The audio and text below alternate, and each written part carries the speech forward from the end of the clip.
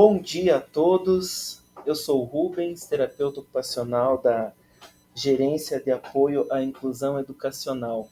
E hoje nós estaremos iniciando mais um Construindo Saberes e Práticas Inclusivas. E o nosso tema vai ser Compreendendo a Deficiência Física Neuromotora na Educação. Eu sou a Ana, também sou da gerência, né? Sou cuidadora, estou aqui na gerência agora. E nós vamos conversar um pouquinho sobre, né, o formato, né, a estrutura do nosso curso, né? Então, a nossa unidade temática é Compreendendo a Deficiência Física Neuromotora na Educação. Então, vai ter 3 módulos, né?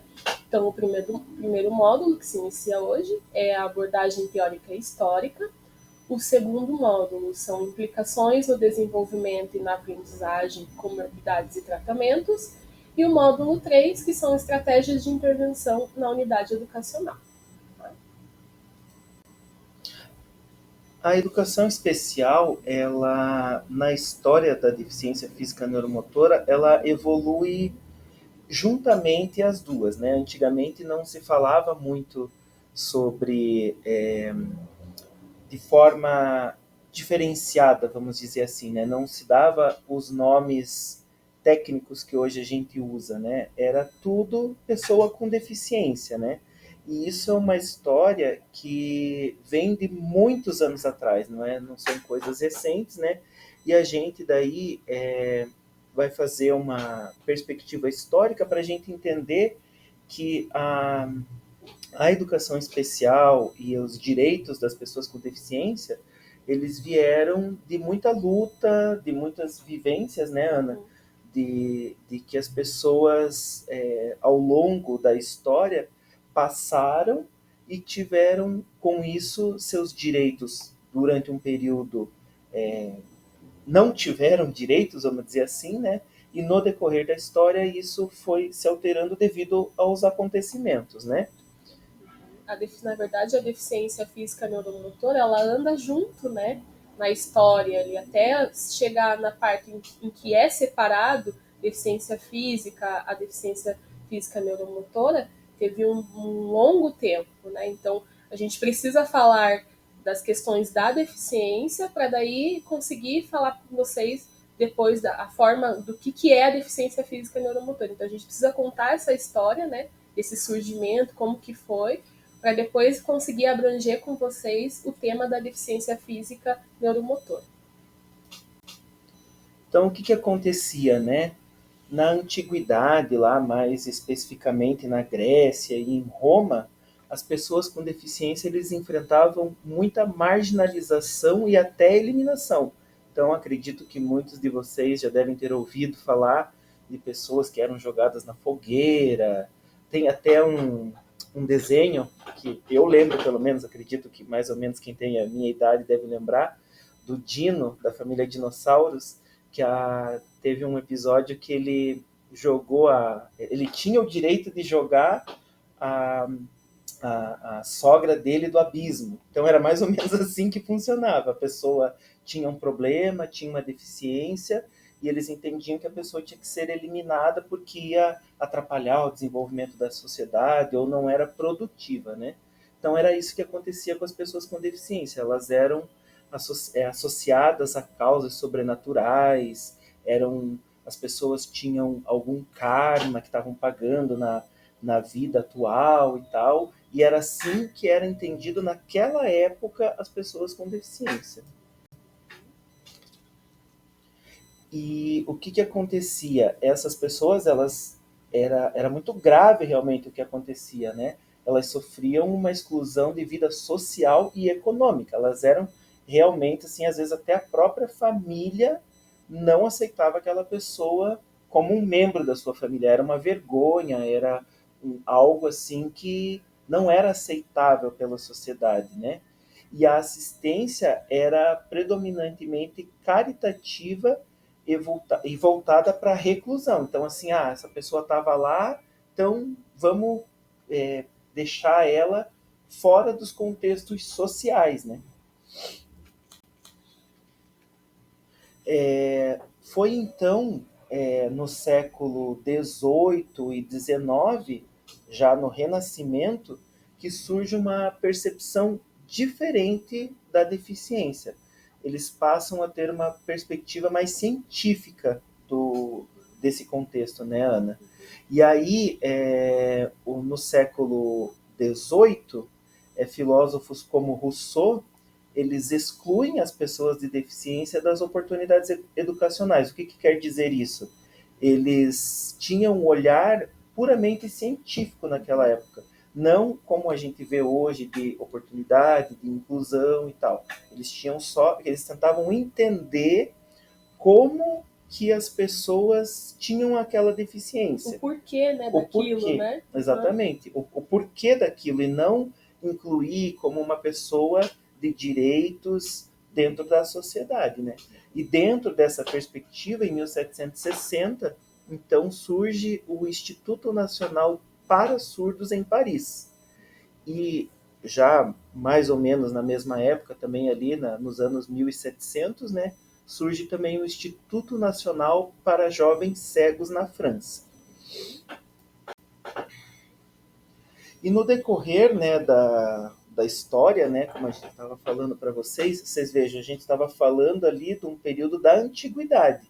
E só no século XX, na década de 1960, que com o avanço, né, da psicologia, da pedagogia, nesse século XX, que começa a se pensar em métodos de educação especial.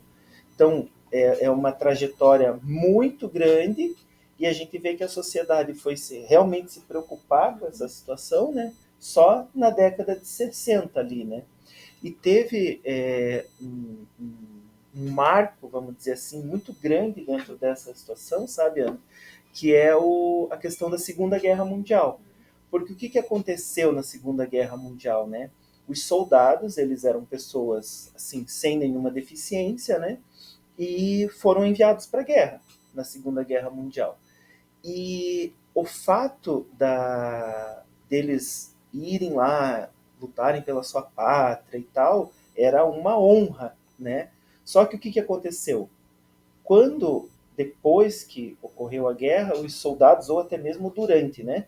Os soldados voltavam de lá mutilados, sem braços, sem perna, às vezes até as pessoas tinham problemas mentais por terem enfrentado situações ali desumanas, vamos dizer assim, né? Vivendo em constante perigo, né? Exatamente. Tipo, tendo situações assim extremas, né? E aí eles pensaram assim, puxa, a pessoa foi lutar pela pátria, foi honrar o seu país na guerra, alguma coisa assim, né? E aí voltaram mutilados. E o que nós vamos fazer com essas pessoas, né?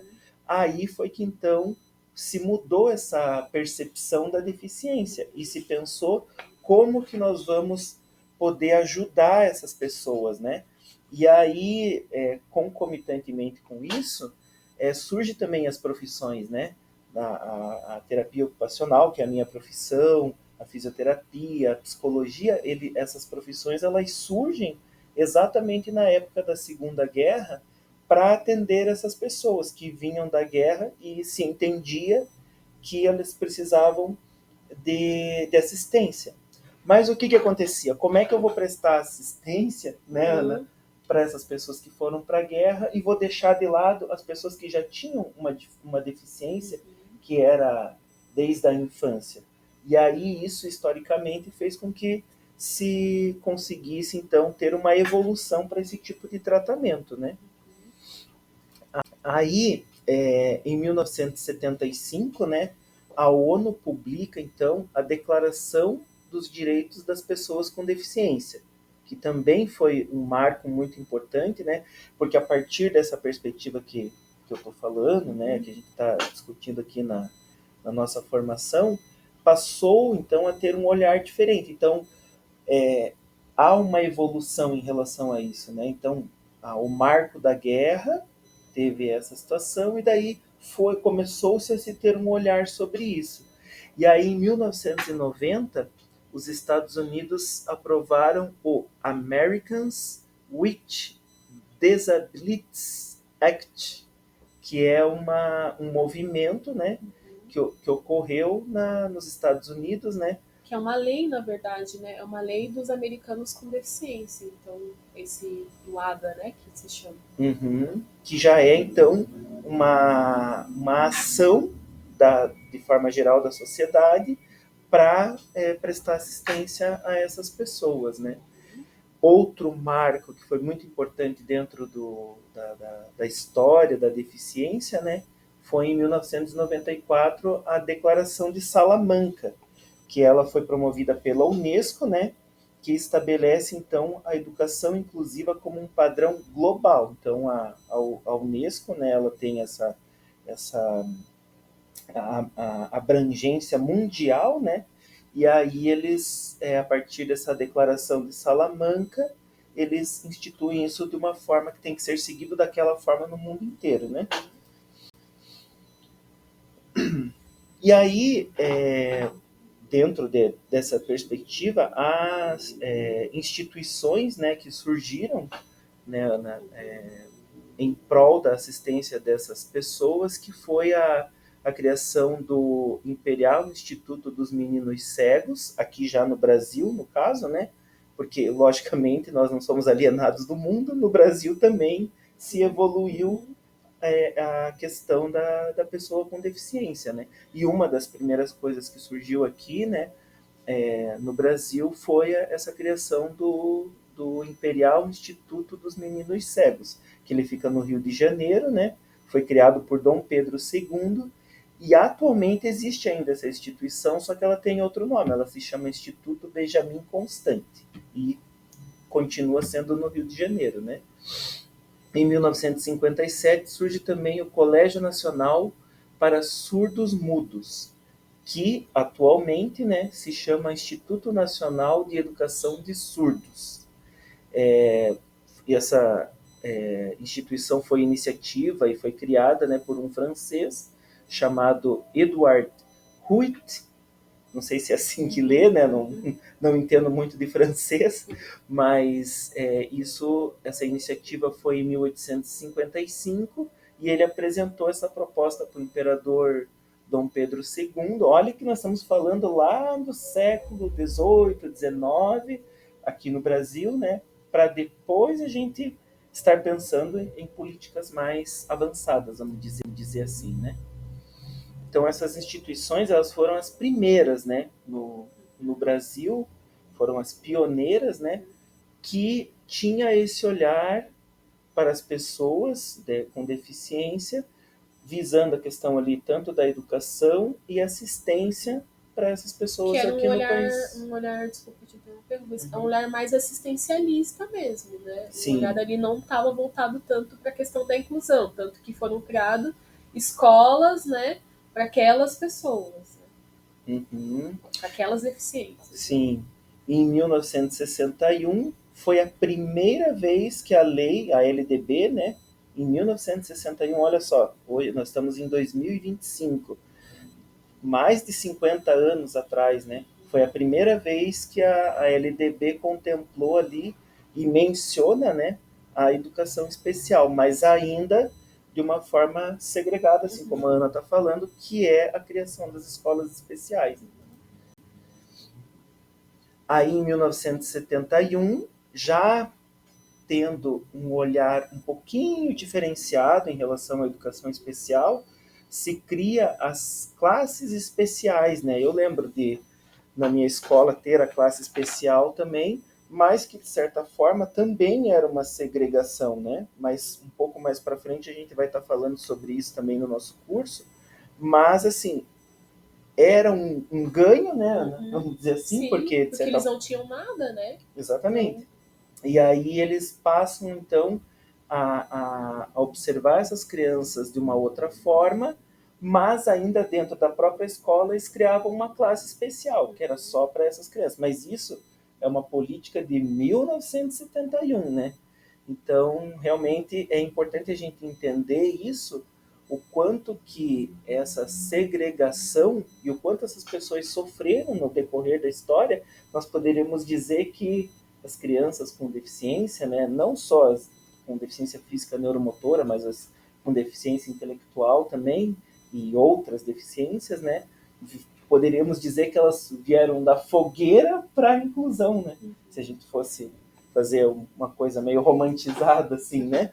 E em 1988, que foi a Constituição Federal, que foi um marco, na verdade, em diversas áreas no Brasil, né, tanto em relação ao saneamento básico, a direitos de vários públicos, na verdade, né, e as pessoas com deficiência não ficaram de fora dessa questão da Constituição Federal, né, que assegura daí os direitos à educação para as pessoas com deficiência. Em 1994, né, o Programa Nacional de Educação Especial na Perspectiva da Integração Escolar, ela incentiva a inclusão nas escolas regulares. Então, assim, não estava estabelecido ainda em 1994 a questão da inclusão como a gente vê hoje, mas já se tinha um olhar, já se tinha uma ideia, né, de como poderia isso acontecer, né? E em 1996, a LDB, então, define a educação especial como uma modalidade de ensino escolar que deve ser oferecida prioritariamente na rede regular de ensino. Então, foi em 1996 que a LDB, então, colocou a educação especial no regular, que é ali o cerne da inclusão, poderíamos dizer assim, né? Mas o que aconteceu mesmo, que foi popularmente divulgado e tal, foi em 2001, que a partir do PNE, né, o Plano Nacional de Educação, que se estabelece metas para a inclusão educacional. E a partir dos anos 2000, né, Ana, em diante, que a gente vê e vive, de certa forma, né, a inclusão propriamente dita como ela é hoje. Então, foi uma mudança de paradigma, na verdade, né? Porque a gente vem da exclusão, da criação das classes especiais, e a partir dos anos 2000 a ideia muda. Não, vamos colocar aqueles que têm condição de frequentar uma escola regular juntamente com as demais pessoas que não têm deficiência. Mas como fazer isso, né? Que é um desafio até hoje, na verdade, né? Todos os dias, Todos os dias, né? Então, quem trabalha com educação especial sabe o quanto isso é desafiador, né? E quem não trabalha também, né? Sim, sim. Você está em sala de aula, recebe um aluno que é público-alvo, então ali é um constante desafio, né? E a gente se fazer valer o que está, não só a lei, mas eu acho que dentro da gente, né? Essas pessoas poderem ter essa oportunidade, né, de estar ali no meio, né, se desenvolvendo, né? Claro que com suas limitações, com o seu próprio tempo, né? Mas poder estar ali, né? Ela tem esse direito, né? Não, como você está falando mesmo, né? Não é por conta da lei, né? Sim. Mas vendo todo esse histórico, né? E sabendo, né, das potencialidades que essas crianças têm, a gente tem que realmente aplicar a lei, porque a lei existe, logicamente, mas entender que ela é um ser humano como qualquer outro e pode estar ali, né? Sim. E aí, mais um marco que aconteceu ali na questão dos anos 2000 e tal, que é mais recente, foi que em 2015 foi então decretada, né, a Lei Brasileira de Inclusão. Então, você veja, há 10 anos atrás, né, é uma lei praticamente recente, né, onde reforça a obrigatoriedade da educação inclusiva. Então, em 2008, inclui a educação, o atendimento educacional especializado, que é o AEE, né, que a gente, para quem não é muito da área, não sabe muito bem do que se trata, mas seria as salas de recurso multifuncional, né, e não só, né, também os profissionais de apoio e tudo mais, isso em 2008. Mas existe uma temporalidade para que isso seja aplicado, né? E muitas vezes, quando se colocam as leis, a Ana vai colocar um pouquinho para frente agora sobre as leis também, um pouco para você conseguir implementar uma lei, você tem algo já enraizado, né? Sempre funcionou dessa forma, não vai dar certo desse outro jeito, Então, existe uma resistência até em Sim. relação a isso, né, Ana? Sim. Então, foi em 2008 e essa lei da brasileira de inclusão, ela, como está ali, né, ela reforça essa obrigatoriedade. Por quê? Porque em 2008 surge esse decreto, mas se percebe assim que mesmo assim as coisas não estavam funcionando como deveriam ser, né? E até hoje, se a gente for fazer uma análise, tem muitos lugares que não aplicam a inclusão como a lei preconiza, né?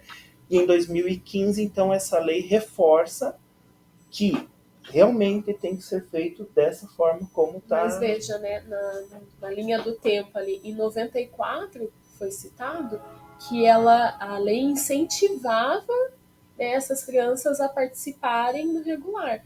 Mas ali em 2015 é obrigatório, né? Então, assim, antes ela incentivava no intuito das pessoas, não, vamos tentando, mas só quando foi obrigatório, né? E daí as coisas começam a caminhar um pouco melhor, né? Sim, sim. Verdade. Então, o que acontece, né? A evolução da educação especial, ela reflete uma luta mesmo pelos direitos das pessoas com deficiência, né, Ana? Ela passa, né, como eu falei ali um pouquinho atrás, de uma exclusão né, o momento que eu falei ali da fogueira, vamos dizer assim, a pessoa não tinha direitos, ela era um atraso para a sociedade, esse era o olhar que as pessoas tinham lá há tempos atrás, né, para a inclusão. E apesar dos avanços e desafios, os desafios persistem, como a gente estava falando agora, né? As pessoas, mesmo com a lei, ainda existe muito essa questão de é melhor que deixe na. Era bom quando existiam as classes especiais, né? Era bom quando as crianças ficavam todas na escola especial. E, na verdade, essa evolução mostra que eles têm potencialidades, né? E infelizmente, vamos dizer assim, ou felizmente, só se observou isso na Segunda Guerra Mundial, né? Então foi a partir de pessoas que não tinham deficiência, que tiveram uma deficiência adquirida, que fez com que a sociedade, opa, peraí, vamos ter que mudar esse paradigma, porque essas pessoas, nossa, elas foram lá, como a gente conversou, né? Estavam bem e hoje precisam de apoio. E os desafios são muitos, né? Sim. Então a gente sai da nossa zona de conforto, né? A gente entende que é muito difícil. Por quê? Porque a gente sai da nossa zona de conforto, de conhecimento e passa a fazer parte da história, né? A gente está fazendo parte da história porque cada vez mais nós temos que estudar, nós temos que nos especializar. E o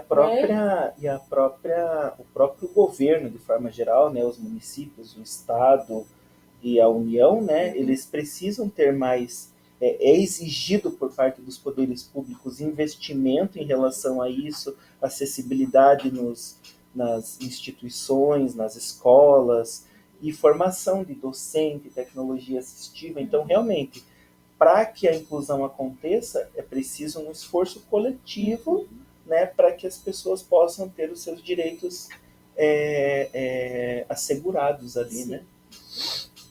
Então, dando base, né, de tudo isso, dessa história que a gente conheceu um pouquinho, né, um pouquinho só, né, porque tem muita coisa a fundo de tudo Nossa, isso. Se fosse pra gente, né, se fosse pra gente se aprofundar Sim. ali, meu Deus, era muita coisa. Então nós vamos falar um pouquinho dessas leis, as leis que surgiram, né, com base ali da deficiência. Então, a primeira lei que o Rubens citou, que foi a que deu início, a que partiu, né, tudo isso, foi a lei de 2015, né, onde é a Lei Brasileira de Inclusão com Pessoa com Deficiência. Então foi criado ali o Estatuto da Pessoa com Deficiência, que ela garante esses direitos, né? Então ela inclui essas pessoas, então ali ela assegura, ela tem acessibilidade, a inclusão social, os direitos, tanto, né, os benefícios assistenciais e também os direitos trabalhistas. Então a gente vai falar um pouquinho dessas leis para vocês terem um pouco de conhecimento. Eu não vou falar, né, minuciosamente ali, mas só para vocês terem conhecimento desse histórico da legislação ali, né? Então, teve vários decretos, né, que foram colocados ali, né? Então, esse primeiro decreto ali de 99, que é o que regulamenta ali a política nacional para a integração da pessoa com deficiência, né? Aí tem o LOAS, que é a Lei Orgânica da Assistência Social, onde dá direito ali aos benefícios mesmo, né? Que não sei se vocês já ouviram falar, mas tem o BPC, que daí os pais geralmente vão atrás disso, que é um direito que a criança tem deles receberem um valor em dinheiro para ajudar também nessas questões das terapias, né, do que a criança está precisando naquele momento, né? Vocês sabem que é muito difícil, às vezes, conseguir a terapia pela unidade de saúde, básica de saúde, pelo SUS. Então, muitos pais acabam tendo que arcar, né, tirar o dinheiro para poder atender essa criança e, na verdade, o BPC vai para que aquilo que a criança precisa, né? E alguns pais também têm que parar de trabalhar, né, para poder atender aquela criança que demanda, né, as terapias, a escola. Então, esse dinheiro também ajuda ali nessa questão, tá? A lei ali 12.764 de 2012, ela fala um pouquinho da proteção dos direitos da pessoa com transtorno espectro autista, com TEA, né? Mas também, dentro dessa lei, também fala um pouquinho da pessoa com deficiência física neuromotora. Então, na verdade, as leis, elas andam juntas, né? As leis da pessoa com deficiência, elas andam juntas. Então, ela vai falar um pouquinho de uma deficiência, de algum transtorno, mas sempre engloba todas as deficiências, tá? Ali a lei de 91, onde fala da reabilitação profissional, que daí tem a cota para a inclusão, né, das pessoas com deficiência no mercado de trabalho. Então, também existe uma cota para que essas pessoas sejam incluídas, né? Se ela tem a condição, né, de estar no mercado de trabalho, então ela tem uma cota nas empresas que daí permite com que essa pessoa esteja incluída no mercado de trabalho. Você veja que interessante, né, Ana? Se a gente for fazer uma análise de todo esse histórico e tal, de leis também, a década de 90 foi uma década muito marcante para a questão da deficiência, marco, né? Foi ali um período que muitos direitos foram conquistados ali a partir desse olhar, né, da pessoa com deficiência no âmbito escolar e tal, e também em relação a direitos de trabalho, a direitos de condição de vida de forma geral, né? Então a década de 90 foi uma década assim que muito marcante ali no desenvolvimento das leis em relação às pessoas com deficiência, né? Esses que a gente está falando são legislações importantes, não são todas, né? Porque existem várias outras legislações. Mas a gente só está citando algumas que são mais importantes ali com relação para vocês entenderem, conhecerem um pouquinho, né? Inclusive, né, a nossa proposta é, inclusive, deixar para vocês também um link para vocês acessarem depois, poderem se aprofundar sobre as leis, entenderem o que ela fala propriamente dito, principalmente, né, as professoras do AEE, onde tem ali, onde fala, claro, a gente sabe que tem as formações e tudo mais, mas é importante a gente saber com o que a gente está trabalhando e o que é assegurado às pessoas com deficiência, né? Verdade. Então, a lei propriamente dita, né, a 13.146 de 2015, que também garante acesso à educação em escolas regulares, com adaptações necessárias, como salas acessíveis, materiais pedagógicos adaptados e atendimento especializado. Então, essa lei, né, essas leis que eu estou falando agora, é referente à educação inclusiva, né? Então, não adianta a criança estar lá, mas não ter as adaptações necessárias, salas, né, acessíveis, móveis, né, acessíveis. Então, essa lei, ela garante que a criança esteja lá, mas que também tenha acesso à educação, né? Não só a livros, mas materiais, né, mobiliários, né? A lei de 2011, 7.611, que ela determina o atendimento educacional especializado, que é o AE, como o Rubens já tinha citado, para alunos com deficiência. Então, tinha, né, o AE voltado a questões mais pedagógicas, mas ela garante também que esse aluno com deficiência tenha esse acesso, né? Aí aqui é um decreto de 2004 que obriga a prédios públicos e privados que garantem a acessibilidade, incluindo rampas, elevadores, banheiros, né, adaptados. Então essa lei aqui, na verdade, é acessibilidade arquitetônica, né, arquitetônica e urbana. Então, não só nas escolas, mas em todos os espaços ali, né? Foi em 2004 que foi feito esse decreto. Então, as calçadas, né? A gente sabe que quem usa cadeira de rodas tem muita dificuldade, às vezes, de andar numa calçada, porque não tem rampa, não tem muitas vezes banheiro adaptado para essas pessoas, não tem elevador. Então, ali foi a questão onde obriga essa lei, esse decreto, ele obriga os prédios a terem essa acessibilidade, né?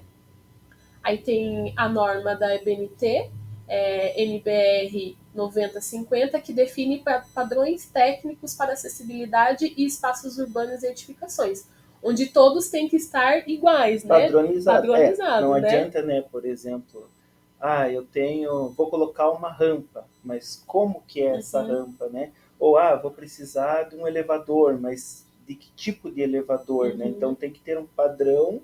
O banheiro, O né? Como que banheiro, tem que ser esse exatamente. banheiro, né?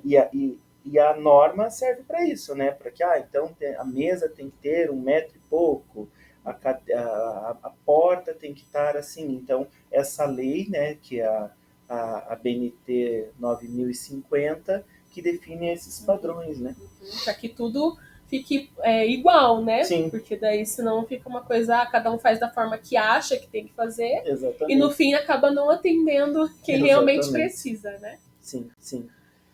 Aí nós temos a Lei 8.213 de 91, que é a lei de cotas, que a gente tinha citado, né? Que ali foi obrigatório as empresas terem essas cotas, e essa lei determina a quantidade, né? Então, empresas com 100 ou mais funcionários devem reservar de 2% a 5% de vagas para as pessoas com deficiência, né? E isso é muito importante, porque essas pessoas querem também ter a sua vida própria, né? Querem ter acesso, trabalhar, né? Elas estudaram, terminaram o estudo, às vezes continuaram, dependendo dos adultos, né? Adolescentes, jovens e adultos, continuaram estudando, mas querem também estar no mercado de trabalho, se sentir digno, se sentir importante, né? Porque isso faz parte da nossa vida, né? Da nossa vida, então por que da deles não? Então, essa lei obriga as empresas a terem esses funcionários, né? Claro que alguém dando suporte para essas pessoas, mas eu acho importante eles estarem no mercado de trabalho, eles terem seu próprio dinheiro, né? Podendo fazer as suas próprias escolhas, né? E uma coisa que é muito interessante em relação a isso, Ana, quanto à questão dessa lei, é porque, assim, né?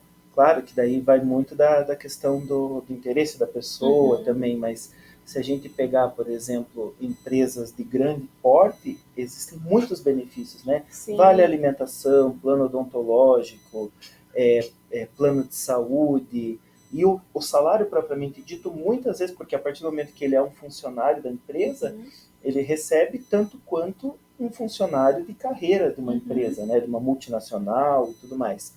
E esses benefícios, muitas vezes, são muito maiores do que o próprio LOAS, vamos dizer ali, do BPC, né? Porque às vezes as crianças, os familiares pensam assim, não, mas eu recebo o meu salário, a gente tem o benefício, então tá bom assim, tá entrando o dinheirinho e pronto. Inclusive houve um avanço em relação ao BPC quanto a isso, né? Antes tinha uma coisa de que se você trabalhasse, você perdia o BPC. Hoje em dia, com a evolução da lei, ele complementa. Então, você passa a receber tipo 50% do valor enquanto você trabalha. Não deu certo no trabalho, aí você passa a receber os 100% novamente, né? Então, é muito importante, porque assim, é uma condição melhor do que você ter um salário mais baixo ali, você ter muito mais benefícios sendo um funcionário da empresa, né? Sim, Já o decreto 3.298 de 99, ele garante a adaptação do ambiente de trabalho, incluindo mobiliários e equipamentos acessíveis. Então, a gente está falando ali, essas duas leis, elas são voltadas para a inclusão profissional. Então, são as leis uma que saiu em 91 e 99. Então, que as empresas, né, contratassem essas pessoas, e lá depois venha o decreto que garante a adaptação também nesse trabalho. Porque essa pessoa às vezes precisa de um mobiliário diferente, de equipamentos acessíveis, tanto computador ou não sei o que ela vai fazer, mas que tenham, né, que ela consiga estar no trabalho, trabalhando de forma, né, com acessibilidade, digna, né, de forma digna. Então não é como na escola, não adianta só estar lá, né? Precisa ser feito movimentos para que sejam feitos o melhor possível, com adaptações melhores possíveis. E a mesma coisa no trabalho, não adianta só estar lá, ela também precisa das adaptações lá, né? E uma coisa interessante, né, Ana, eu acho que o pessoal deve ter percebido, né? Vocês perceberam que a gente não tentou fazer mais ou menos uma ordem cronológica das Sim, coisas, só que isso não é uma coisa estanque, do tipo, agora vamos falar sobre a questão da questão da educação inclusiva. Agora vamos falar do trabalho, agora vamos falar do transporte. As leis elas vão surgindo em épocas diferentes. Né? E a nossa ideia foi trazer mais ou menos um parâmetro histórico, né? Mas separando mais ou menos assim por uma perspectiva da questão dos transportes, da questão do trabalho e da questão educacional. Por isso que vocês percebem que nos slides aí tem leis de 91, tem leis de 2007 e assim por diante, porque as coisas não acontecem simultaneamente. Sim, né? A gente tentou separar por módulo ali mesmo. Essa parte fala de mercado de trabalho. Então, quais são as leis que são importantes para vocês saberem com relação eu coloquei essa situação porque o pessoal pode achar estranho. Nossa, mas eles estavam falando de 2007, agora voltaram para 91, mas a nossa ideia foi trazer por temas especificamente. Isso, né? Agora a gente vai falar um pouquinho das leis de mobilidade e transporte, que daí são as leis 10.098 de 2000, que exige ali o transporte público acessível com veículos adaptados, né? Que daí vocês veem ali, vem as portas dos ônibus, né? Que tem lugar para o cadeirante sentar, se posicionar com a cadeira. Então ali foi em 2000 que exigiu para ter esse público, né? Para esse público ter um veículo acessível, adaptado, né? E o que é interessante também, né? Antes você via como tudo, né, que a gente está falando aqui inicia devagarinho, começa lá com quem tomava ônibus, né?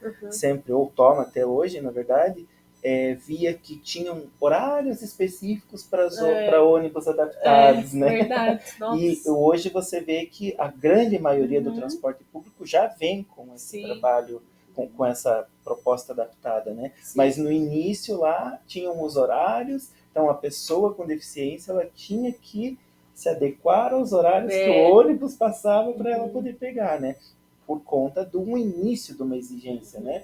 E que isso, como tudo que a gente está falando aqui, vai evoluindo no decorrer do tempo e vai ficando mais acessível para todos, né? Sim. Que tanto que daí em 2019 que foi feita, que garantiu a gratuidade do transporte público para as pessoas com deficiência de baixa renda. Então pense, né, como que caminhou. Daí em 2000 teve o transporte foi acessível, mas ainda eles teriam que pagar. Agora já tem essa questão da gratuidade, né? Então, que é relativamente recente, recente, né? Muito novo. 2019, né? Sim. Então, falando um pouquinho para vocês sobre as leis, né, de tecnologia assistiva e comunicação, então a Lei 13.146 de 2015, o artigo 75, ele determina que o poder público deve garantir acesso à tecnologia assistiva como cadeiras de rodas motorizadas, órtese e prótese. Né? E já a Política Nacional de Tecnologia Assistiva, que foi um decreto de 2021, ele fomenta o desenvolvimento de tecnologia assistiva para a inclusão. Então, lá em 2015, né, o artigo 75 ele determinou que o público-alvo tinha que ter garantia esse acesso às tecnologias assistivas, mas em 2021 ele fala da questão do desenvolvimento dessas tecnologias para a inclusão, que muitas crianças às vezes precisam de um equipamento diferenciado para estar acompanhando, né, a sala de aula ou o trabalho. Então, ali que ele vai determinar esse desenvolvimento das tecnologias, porque é em constante desenvolvimento, tudo é em constante desenvolvimento, né? Tem sempre um estudo para aquilo, que se desenvolve, como que essa criança ou esse adulto vai usar essa tecnologia, se realmente vai fazer parte dessa inclusão dele, tanto no mercado de trabalho quanto na escola. Então, existe uma lei, né, um decreto que determinou que esse desenvolvimento deveria ser feito, né? Então, nós finalizamos aqui com relação a essa história, né, e essa legislação. Então, partiremos para o segundo módulo, né? Então, quero agradecer por vocês estarem aí, né? Então, que nós vamos colocar alguns links ali para vocês terem acesso a tudo que a gente falou. Vamos colocar alguns vídeos também, que vocês quiserem, né, ver. Então, vão acompanhando aí a gente, né? E qualquer dúvida também estaremos disponíveis para ajudar vocês. Tá bom? Eu também agradeço, então, ao interesse de vocês pelo tema, né? É um tema que é muito relevante, me diz respeito diretamente à minha profissão, né? Então, agradeço a participação de todos aí e a gente se encontra na próxima aula. Na próxima aula. Tchau, pessoal. Até Até mais. mais.